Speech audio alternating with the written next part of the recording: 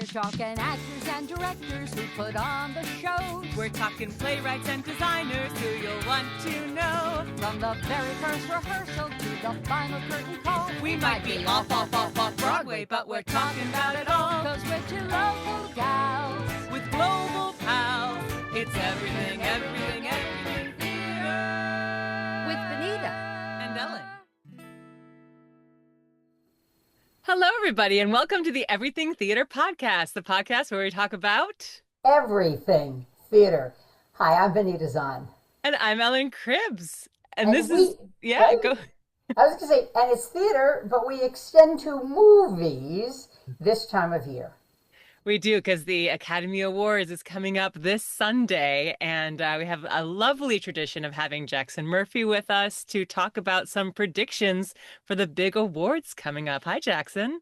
Hello, ladies. Thanks for having me back. Excited that the Oscars is finally this Sunday.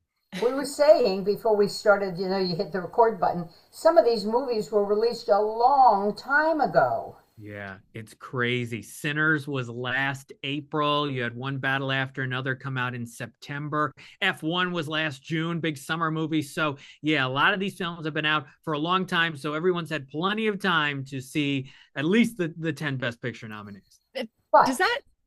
go Oh, ahead, yeah. Ellen, sorry. I was gonna say, does that harm movies? I know that we talk about this with like the Tonys. Everybody's always trying to like open really close to when the voting is. How does it work in the movie world? Does it matter?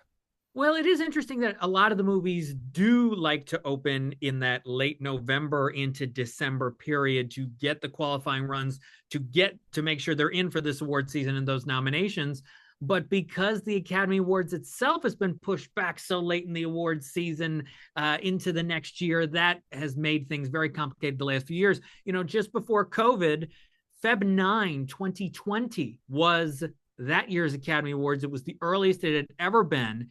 And I loved it because, the movies were still hot and fresh and we got the award season done and right there. And then when COVID happened, everything got delayed and it was late April and the Oscars never got brought back to February, which I think it should be brought back to February. It's been April or March ever since, and it's just gone on way too long. But yeah, a lot of these, like Marty Supreme was a Christmas Day movie, and they like to get it in just under the wire. What do we see since it all got moved back and the jumble of this? The ones that came out early, do they get short shrift? Well, sometimes that is the case. This year, though, because of Sinners having such an impact on people throughout the entire year, people are still talking about this movie. And it happened a little bit in the past where some early in the year ones did all right, like Get Out, which won Jordan Peele an Oscar a year after it came out. The famous one is Silence of the Lambs, which was out the previous February to that year's Academy Awards way back when. But yeah, sometimes that happens where people forget about some of the early in the year ones. And it happened again this year, I think, with a few titles, except for Sinners. It's interesting, those titles you just listed, I would put them in the category of kind of horror or, it's like suspense for sure. Is that like a thing? Like, do horror movies need like the traction and the longevity to build up the interest for awards? I don't know. Maybe it is. And I think this year is a very interesting year for horror because you have Sinners. You also have Frankenstein, which Guillermo del Toro's new interpretation of it, even though it's pretty much the same thing we've seen from Guillermo del Toro the last 3 movies he's made. And that is a horror film in a sense that people have liked. Also Weapons from August, which made some money in the late summertime. It was #1 at the box office, I think, for 4 weekends in August.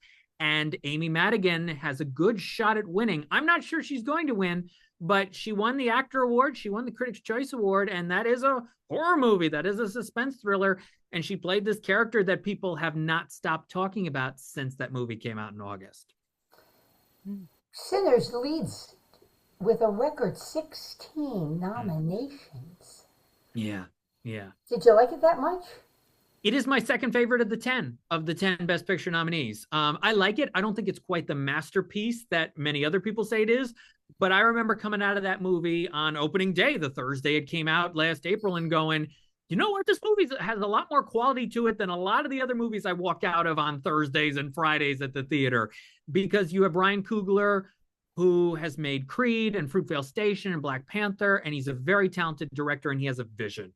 and this vision is really strong, and it blends genres, and it does really interesting things when it comes to the storytelling. And I think it got these 16 nominations because everybody in every craft, in every branch, in every group of the Academy wanted to make sure that Sinners was represented by their branch in terms of nominating it. So that is a big reason why it got the 16 nominations.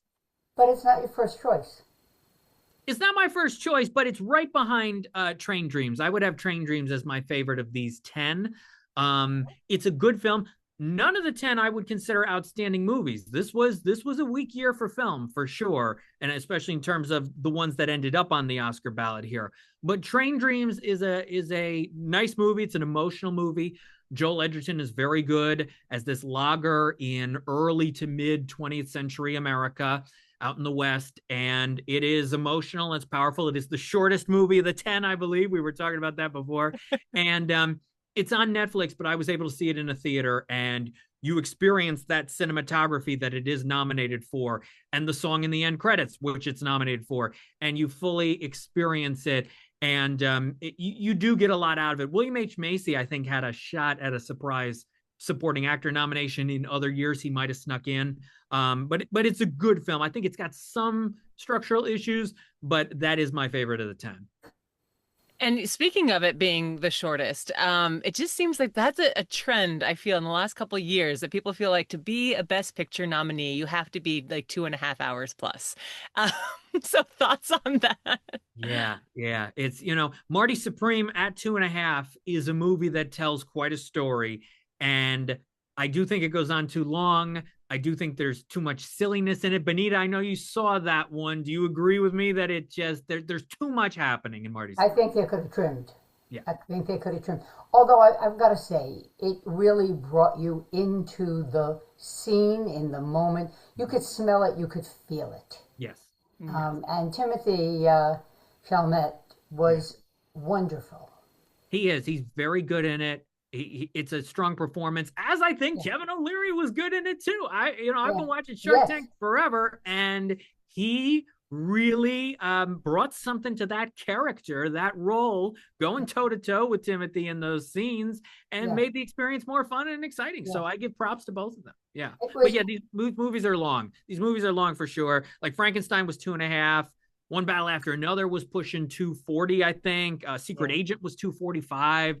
Yeah, they and all of them did not need to be as stretched out as they were. To the point that we were talking, Ellen and I, with you before we hit the record button, is that in theater now, there's a whole movement for 90 minutes.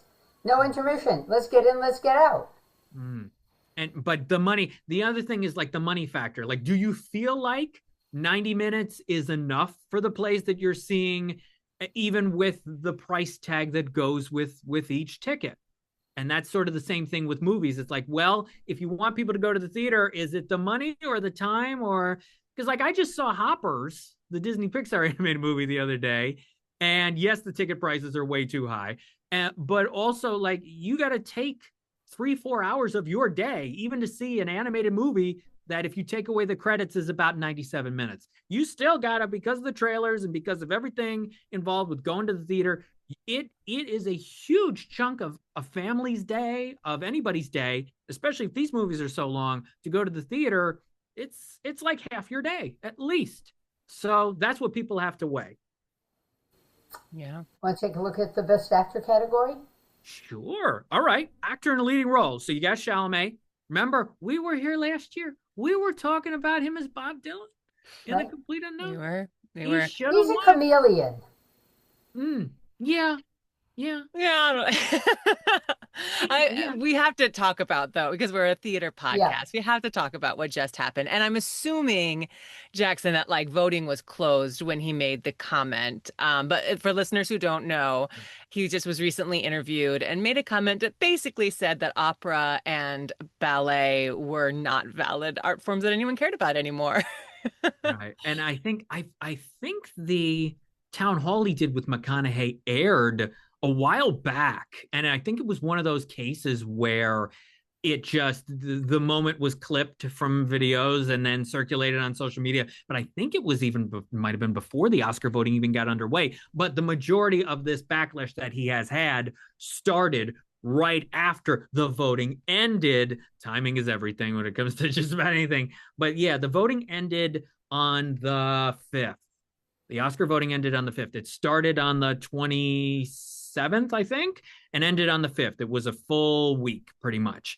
And so, yes, in the last 4 or 5 days, there hasn't been Oscar voting. There was still the actor awards had just happened. So it is interesting. It's interesting what he said. I was a little surprised considering his family history of being in the opera ballet scene, in the art scene. But, he's made a lot of comments. It started with that SAG Award speech last year for A Complete Unknown when he won and declared that he wants to be one of the greats, which is confident. He is a confident young man who is embraced by the younger generation, especially. And he's going to say things. We all say things, and then we meant it one way or another. So this is just one of those cases. At this point, I don't think he's going to win. And I think the momentum had started even before this. He could still win. But to me, it's Michael B. Jordan, and he won that actor award for Sinners. It's the dual roles that he has. It's the fact that everybody in the industry loves him, has loved working with him. Susan Lucci has recently talked about a lot of things. It's the Sinners momentum. It's remembering that movie and rewarding him. I think he's going to get the majority of the votes to win this. I would love to see Ethan Hawke win because Blue Moon was fantastic, and he, in his 5th nomination ever, 3rd for acting, really gives a tour de force performance as Lorenz Hart, and he's so good. So I would love to see him win. I don't think it's going to be Wagner Moura or Leonardo DiCaprio. I'm going to go with Michael B. Jordan, but really, anything can happen. Anything can happen in this. A very strong group. Yes. Yeah, I would say so. I mean, Leo, I have a love-hate relationship with Leonardo DiCaprio performances. I like some of his older work better than his newer work. So he'd be 5th for me. But Ethan Hawke, Timothy, and Michael B. Jordan, that's a powerhouse trio in terms of performances, for sure. Moving on to Best Actress. Okay, so my second favorite movie of the whole year was Song Sung Blue. I thought Kate Hudson, who's nominated, is very good. I would have loved to see Hugh Jackman get nominated because, to me, that was a knockout performance as well. The daughter in that, Ella Anderson, was really good as well. Pause for a sec. Why do you think he wasn't nominated? The competition. That was the competition lead actor this year. He was nominated for Les Mis, and he was really good in Les Mis. I think some people still think maybe, they still think of him as Wolverine, and so they have that in there. There's a lot of people who still have those thoughts, even though they shouldn't. I mean, Hugh Jackman, Les Mis, this, and Bad Education are 3 incredible performances of his. So you've got Kate Hudson. I don't think she's going to win. Renate Reinsve for Sentimental Value is all right in it. Emma Stone is not going to win her 3rd Oscar for Begonia. Rose Byrne is the wild card for a movie that I do not care for. If I Had Legs, I'd Kick You was a mess. But the winner's Jessie Buckley, and I'm curious to know what you guys, if either of you saw Hamnet, what you thought of the play atmosphere and all that. Jessie Buckley, I thought was really strong in this. Yeah. I'll be quiet. I agree that she was phenomenal. It was interesting, Hamnet in general, just because theater podcast is the biggest one we need to talk about.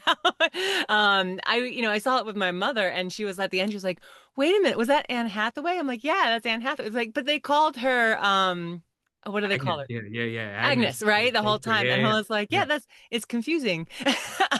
So interesting things about the movie itself, but her performance was very palpable. I felt. And the ending with Hamlet on stage and her just watching, I just thought was gorgeous. Just made you think about Hamlet in a way like never thought about it before. I got to see it at the Crandall Theater in Chatham as part of Film Columbia. And they recently renovated that theater, and it's just gorgeous. And in attendance was Malgosia Terzanska, who is the costume designer who was nominated this year in costume design. I wish her all the best on Sunday. And she's from around here. She's from upstate New York. So she was at the screening, talked a little bit afterwards, got to meet her, thrilled for her. And yeah, the costumes were excellent. The ending, I don't think it's quite as much of a powerhouse as other people have said, but I get why, they went in that direction. And I think Jessie Buckley and Chloe Zhao have talked about how the last part of it, they really didn't know exactly what to do with the whole reaching thing. And then they sort of came up with it on the fly. So that was really smart. But Jessie Buckley, I saw her in a film called Wild Rose, which was my #1 movie of 2019. She played a aspiring country and Western singer in Glasgow. And recently got out of prison and wanted to start her life over. And Julie Walters plays her mother. And she is incredible in that movie. And I knew from then on, okay, she's somebody to watch. So if you need something to watch, Wild Rose is outstanding. And here's Jessie Buckley again, gonna win an Oscar. When we look at Best Director, do you think that goes to Ryan Coogler for Sinners, or do we have a split? Which we've seen many times. And I never get that. If it's the best movie, the director should be of that movie. And I know I'm not alone in thinking that, but. Yeah, the split has happened more often in recent years. Not every year, but it has happened often. I do think it goes to Paul Thomas Anderson for One Battle After Another, though I would not be surprised if it's Ryan Coogler. But I think PTA is going to win for adapted screenplay for sure, and Ryan Coogler is going to win original screenplay for sure. So they're both going to win screenplay. So you might have an interesting toss-up for people going, all right, who do I choose out of the two for director? But I think a lot of members of the Academy, especially the directing branch, want to see PTA, who's been nominated now 14 times overall, writing and directing and producing movies over the years, to finally win. Yes, he'll get adapted screenplay, but as a director as well. I think it's him, but it could definitely be Ryan Coogler. Yes. What upset are you expecting? Any? A surprise upset. I mean, I'm looking at supporting actor and thinking Delroy Lindo's going to win, and he didn't get nominations from the majority of the awards groups, the big ones, the televised ones this award season. But he's got momentum right now because that movie has such momentum that I think Delroy Lindo is going to prevent Sean Penn from winning a third Academy Award. To me, I don't picture Sean Penn winning 3 Oscars, but maybe he does.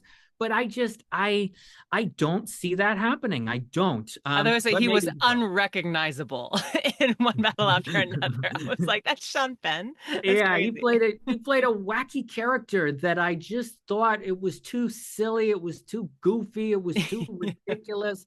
And yet here he is winning the last 2 awards, the BAFTA and the Actor Award. But he didn't have Delroy Lindo in either of those in that category. And I think a lot of people want to see him get honored not only for this movie, but for his entire career. I would also like to see it go to Stellan Skarsgård, because Sentimental Value, he was the best thing in it. His character, which I consider a lead character, not even a supporting character, was really good. So it'd be nice if Stellan won, but I think it's going to go to Delroy Lindo. Best actress in a supporting role. Yeah, this is wow. Anybody's guess. This is hard this year because you've had splits in so many cases.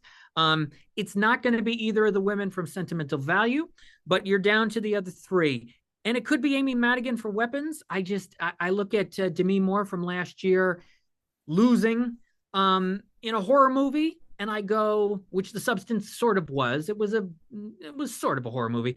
And I look at that and I go, I don't know if a lot of Academy members, older Academy members, saw Weapons, wanted to reward her for that, even though she's been a veteran in this business and was nominated 40 years ago. Wunmi Mosaku could win for Sinners, but I'm going to go with Tiana Taylor for One Battle After Another. I think when you look at the ballots and you go, well, if Sean Penn doesn't win, and if Leo doesn't win, and if Benicio del Toro doesn't win, let's give an acting Oscar for One Battle to somebody. Let's give it to Tiana Taylor. You know, that's an interesting perspective, because all the members don't sit around and say, if we didn't give it to A, B, and C, let's give something to D. That doesn't happen. There's not this group think. Sure. Do they natter among themselves? I suspect, of course. Right, and then it, right, but yeah. still, that's a big lift.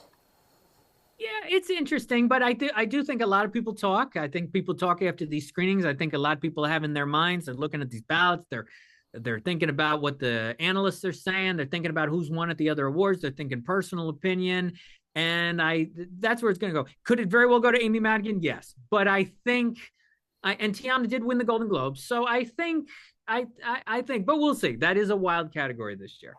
Before we move on to other categories, any surprises for you so far in the awards season? Well, I certainly wanted to bring up with you guys the fact that Wicked got snubbed from pretty much everything when it comes to here, including costumes. Yeah. Like, I know. Which is I know. crazy. Like, who kicked over their bucket? Who in Wicked kicked over a bucket of milk? Right. It's maybe it was there are a lot of factors. So I'm surprised it didn't get a single thing here. I was expecting it to get at least something. It won twice last year. The first one was nominated for 10, and you had this sequel, this follow-up, Wicked for Good, which I did not care for as much as the first one. The last section's great. It's a really slow first hour, and it finally sort of gets going, and a lot of people didn't care for it. I'm okay with you going down a darker path when it comes to storytelling. It's just got to be, it's got to be emotionally effective. It's got to feel something. And when you don't, after an hour, do any of that, I go, okay, what are we doing here? So the fact that still Wicked for Good got nothing, I think has to do with people wanting other movies to get in. Like I said, with the Sinners stuff, we want to make sure Sinners gets in, and then all these other movies that people wanted to make sure got in over the movie that we just gave everything to last year. But to Ellen's point, costumes? Right. Yeah. What's in the costume this year? We have Malgosia's work on Hamnet. We have Avatar. That was the surprise. Avatar getting in costumes. Everybody went, what? That's because, maybe you can give us more insight to this, because most of those costumes are CGI created, correct? I mean, is that like what's being nominated, or? Well, I think it has to do with, I think some of it is, and some of it has to be real, because yes, they're wearing the motion capture suits and everything, and I think there's enhancements with that, and there has to be a little with that, but yes, that was a surprise. Frankenstein will win, and it will win a few other of these craft categories. You had Marty Supreme and Sinners. I mean, the fact that Avatar got in and Wicked didn't just shows you how few members of the Academy cared about Wicked for Good. Wow. And even if you look at makeup and hairstyling too. Yeah. You had a couple movies. I mean, look, these Kokuho, Smashing Machine, and Ugly Stepsister. These are the only nominations, I believe, for these films. The Rock did not get in Best Actor for Smashing Machine. He was a Golden Globe nominee. But the people in the makeup and hairstyling branch thought that the makeup was good enough for him anyway to nominate that movie and make sure it got in over the movie from last year. I wanted to see The Rock in a drama forever. I think he still has the chops to be able to pull off a dramatic role. What I want to see him now in is a drama that has nothing to do with sports, that has nothing to do with athletics and, bodybuilding, strength. No. I just want to, as the uncle in a family drama, in an emotional PG-13 family relationship drama. And I think he can knock it out of the park. Let's take a pause for a second. You're talking about The Rock. I want to talk about Arnold Schwarzenegger. News came out in the last couple of days that he's going to resurrect some of his older characters. What do you think about that? Oh, yeah, it's really interesting. Yeah, I think Conan is one of them, and he wants to get really into the producing side of things, as well as being in front of the camera. I think he's also playing Santa Claus in a movie coming out later this year called The Man with the Bag.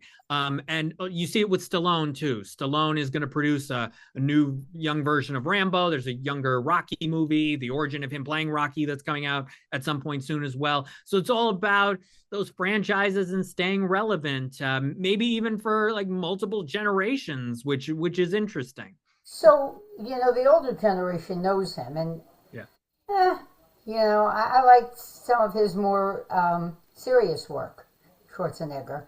Mm-hmm. And do the younger audiences have an interest in his work? Yeah, I think it depends on what streaming service you have and if you can find the movies, if you can find the older films. To see these actors. So I think they'll have the multi-generational appeal, which will maybe get people to the movies, get people to the theaters, or watch these movies together on streaming services. So yeah, it'll be interesting to see what happens with those. How about animated film? Yeah, this was an interesting year for animation. My favorite of the 5 is Little Amelie, or The Character of Rain. It's a lovely movie about a little girl and her caretaker. Really sweet. Zootopia 2 was the biggest movie of the year. Made the most money domestically. Yes. Animation on top again after Inside Out 2 last year. So we had Zootopia 2 in number 1. Elio from Pixar was all right. Arco, I got to talk to Natalie Portman for this, and she was very nice. Also the director, Hugo Bienvenu. And this is a movie about a special boy and a special girl and an adventure. And it's a nice movie. She wanted to support it because that has a lot of environmental causes in the story and in the script. It's about the future and the past and the present. The winner will be K-pop Demon Hunters, which is the phenomenon that has been dominating streaming for the last 8 months. So, cinematography? Cinematography, I think it's going to go to Sinners. I would love to see Train Dreams win because it's such a gorgeous looking film. Could be one battle after another, but I think that'll be one of Sinners' 7 wins. I think it will win 7 Academy Awards. I'm thinking 7 for Sinners and 4 for One Battle After Another. And best picture goes to Sinners in your book. Yeah, Best Picture is going to go to Sinners. It could very well be One Battle After Another because it won so many Guild Prizes this award season and many things. But it's the movie everybody's been thinking about this entire year. On most of those ballots ranking 1 to 10, I think Sinners is going to be number 1. So it will win Best Picture. Well, there you have it. So check your matchup with Jackson's. Yeah. I've got all 24. Lights-camera-jackson.com, X at LCJ Reviews, and Instagram at LightsCamJackson. And you're booked for next year. Thank you, ladies. Always a lot of fun being on with you. Enjoy the show on Sunday. You too. Exactly, yeah. And for all our listeners, enjoy. I'm sure my daughters will be singing Golden. Yeah. We'll have a good time. Thanks, everybody. And I'm Ellen Cribbs. And I'm Benita Zahn. Pop that popcorn, sit back, and see how things go. Be well.